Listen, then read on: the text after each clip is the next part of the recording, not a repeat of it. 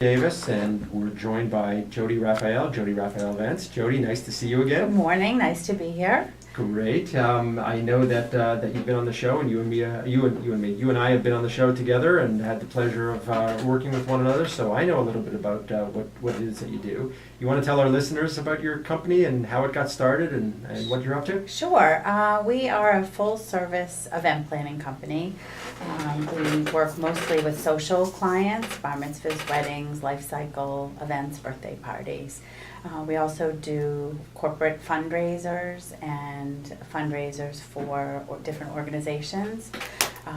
Jewish Big Brother, Big Sister is an event that I've done for about 6 years now. We help people from beginning to end, finding a venue, working with vendors, doing the design of the party, and making sure it goes off flawlessly.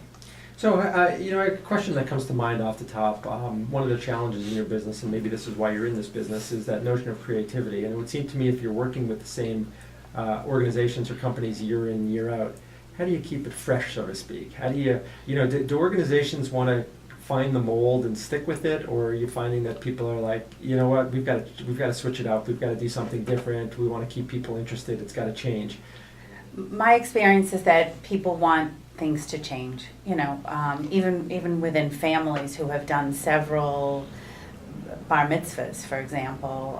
By the time I get to the third child in that family, they obviously want something different, and I pride myself at not doing cookie cutter events and trying to come up with something that fits the theme, the people, the organization, and to, especially if it's a fundraising organization, they want people to come and spend money and feel like they're being treated to something that's special. Right, and I imagine these events tend to lose their luster if they're the same thing, and we've all been to, the proverbial rubber chicken event year in, year out, and you sit there and say, next year I'm not going. Yeah, right. And then, the organization hits you with this totally different idea. You're like, well, that sounds neat, Right. But a lot has to do with the venue, and for my clients, and I work best with my clients, and my clients get the best product from our company by having some trust, putting their faith in what we do, that we'll listen to them and we will come up with something that's very different and exciting and effective. So help me break out the audience that you work with, whether it be organization or corporate or individual. What percentage of the people come to you, would you say, and I know there's probably not a hard science to it, but what percentage come to you with sort of that concept, that idea, versus, Jodi, you got to help us. I don't know what we want to do. We have no ideas. I would say in the social arena, it's probably 50-50, I would say. Some people have set ideas, they just don't know how to orchestrate it, implement their ideas. Some people they know they have something as an inspiration, but they're not sure that someone listening to them would be able to gain inspiration from the idea, and that's what I do.